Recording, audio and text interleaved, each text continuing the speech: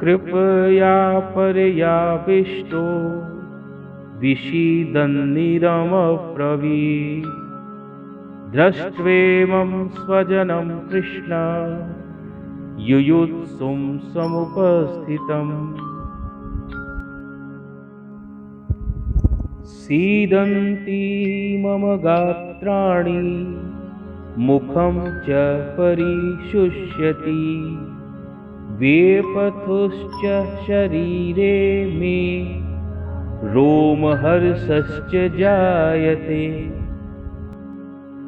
अर्जुन बोले, हे कृष्ण, युद्ध क्षेत्र में खड़े युद्ध के अभिलाषी इन स्वजनों को देखकर मेरे अंग शिथिल हो रहे हैं और मुख सूखता जा रहा है। मेरे शरीर में कंपन व रोमांच हो रहा है। हाथ से गांडीव धनुष गिर रहा है, त्वचा जल रही है। निर्णय लेने में असमर्थ मेरा मन भ्रमित हो रहा है, इसलिए मैं खड़े होने में असमर्थ हूं। अर्जुन अपने सारथी से रथ को युद्ध स्थल के मध्य ले जाने के लिए कहता है। 20 नंबर से लेकर 27 नंबर श्लोक तक इस दृश्य का ही वर्णन किया हुआ है कि अर्जुन देखता है अपने रिश्तेदारों को, मामा, चाचा, पितामह, गुरु, पौत्र, पौत्री, दोनों तरफ की सेनाओं को देखता है और विषाद से ग्रसित हो जाता है। और विषाद से ग्रसित होकर अपनी अवस्था का वर्णन वह स्वयं करता है, जिसे कि हम मॉडर्न भाषा में तनाव की स्थिति भी कह सकते हैं, जिसमें सिंपैथेटिक नर्वस सिस्टम स्टिमुलेट हो जाता है और सभी अंग एबनॉर्मल कार्य प्रणाली करने लगते हैं, जैसे कि मुंह सूखने लगता है, पैल्पिटेशन धड़कन बढ़ जाती है, शरीर में कंपन होने लगता है, वीकनेस की महसूसता आती है और मन कंफ्यूज हो जाता है।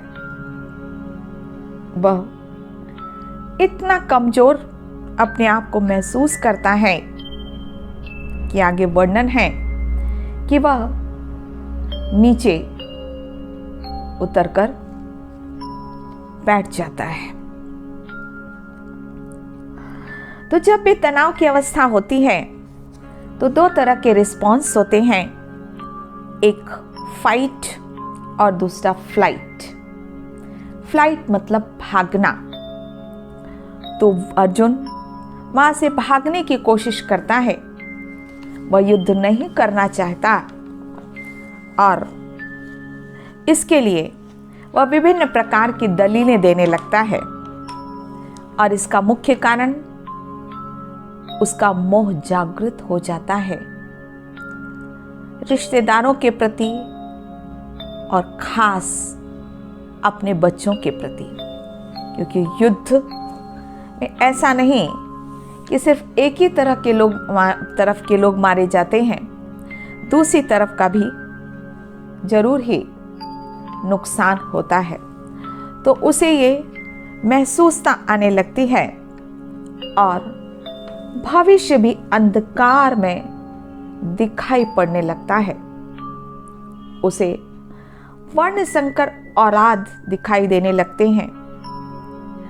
कुल की स्त्रियां दूषित दिखाई पड़ने लगती हैं और उसे महसूस होता है कि मेरे कारण ही ये कुल की परंपरा नष्ट हो रही है और जिसका पाप मुझ पर लगेगा। तो ये जब व्यक्ति विषाद से डिप्रेशन की ओर जाने लगता है तब ऐसी महसूसता आती है। तो आज ये हर अर्जुन की अवस्था है। जब विपरीत परिस्थिति आती है तो मानव ऐसा ही महसूस करता है, लेकिन अगर वह अर्ली स्टेज में ही इन कंडीशंस को जान जाए, अपनी मानसिक अवस्था और शारीरिक अवस्था को पहचान जाए, तो जो शारीरिक बीमारियां हैं, मानसिक बीमारियां हैं, वो भी इसी कारण होती हैं क्योंकि हम प्रारंभिक अवस्था को इग्नोर करते हैं। अगर शुरू में ही तनाव की अवस्था में हमने जान लिया कि हमारी प्रणाली डिस्टर्ब हो रही है, तो उसको लगातार, जिसको क्रॉनिक स्ट्रेस कहते हैं, एंग्जाइटी कहते हैं, लगातार अगर ये बनी रहती है तो अपने आप ही उदासी आती है, डिप्रेशन भी हो जाता है, और साथ ही साथ शरीर के भी कई अंग जो कमजोर होते हैं वो बीमारी का रूप ले लेते हैं, जैसे कि डायबिटीज, हाइपरटेंशन। इसीलिए पहला सिद्धांत अगर हम भगवत गीता से लें, स्वस्थ रहने के लिए, तनाव मुक्त रहने के लिए, कि तनाव एक प्रकार का दर्द है और ये दर्द हमको ये सिग्नल देता है कि अब आपको परिवर्तित होने की जरूरत है, अपनी सोच में और अपनी दिनचर्या में। तो हम अपने शरीर को रिलैक्स जरूर करें। गीता एक योग शास्त्र है। दूसरे अध्याय से भगवान ने मेडिटेशन की विधि के बारे में धीरे धीरे हमको समझाया है। उसके पहले अपने बॉडी के सेंसेशंस को देखना जरूरी है, बॉडी को रिलैक्स करना जरूरी है। तो जैसे अर्जुन ने अपनी बॉडी की रिएक्शंस को अनुभव किया, बतलाया, तो कुछ समय पहले अपनी बॉडी को साक्षी होकर देखें और एक एक भाग को रिलैक्स करें, जिसे रिलैक्सेशन कहा जाता है। इस रिलैक्सेशन के बाद हम मेडिटेशन का अभ्यास बहुत अच्छे से कर सकते हैं। तो हम अर्जुन कुछ समय के लिए रिलैक्स होंगे। शरीर को बिल्कुल ढीला छोड़ें।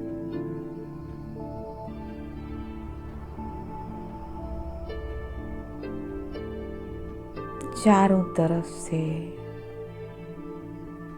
अपना बुद्धि योग हटाकर श्वासों की ओर ले आए।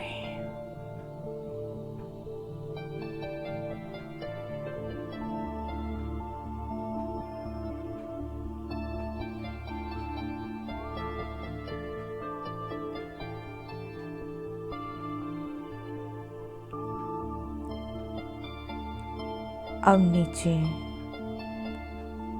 पैरों की ओर देखें।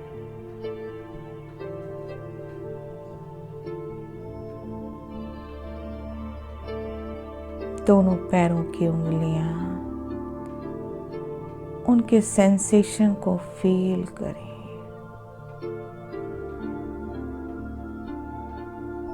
और धीरे धीरे अनुभव करें ये सेंसेशन समाप्त हो रहे हैं। पैरों की उंगलियां बिल्कुल शांत, रिलैक्स हो रही हैं।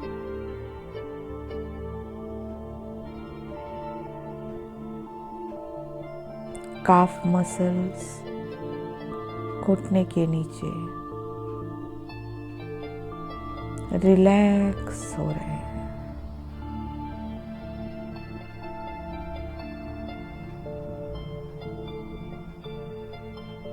थाइज,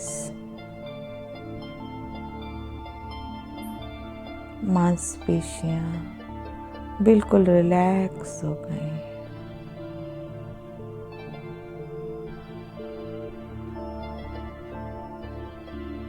कमर का निचला हिस्सा बिल्कुल शांत और लाइट हो गया, जैसे है ही नहीं।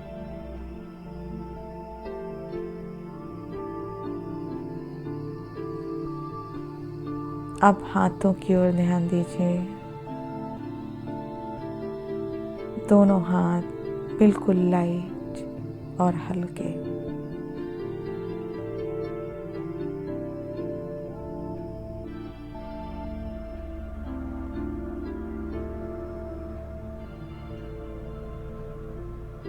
बिल्कुल शांत। ये शांति ऊपर जा रही है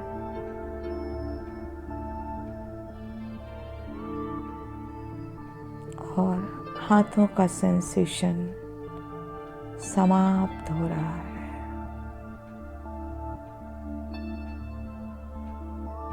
कंधों तक ये शांति पहुंच गई। पेट, फेफड़े शांत, बैक, कमर बिल्कुल शांत। कमर का निचला हिस्सा बिल्कुल हल्का और शांत हो गया।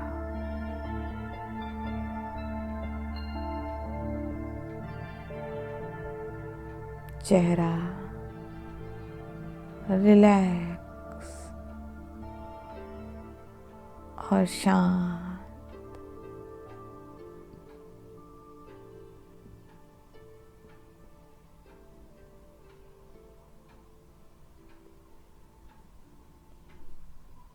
मस्तिष्क बिल्कुल शांत।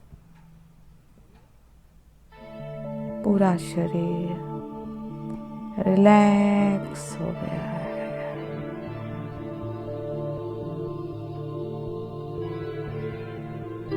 श्वासों की गति कम हो गई, धड़कन कम हो गया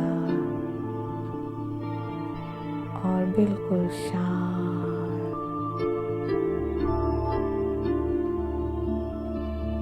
हर परिस्थिति का कुछ ना कुछ समाधान अवश्य है। मैं अर्जुन समाधान की ओर ही देख रहा हूं।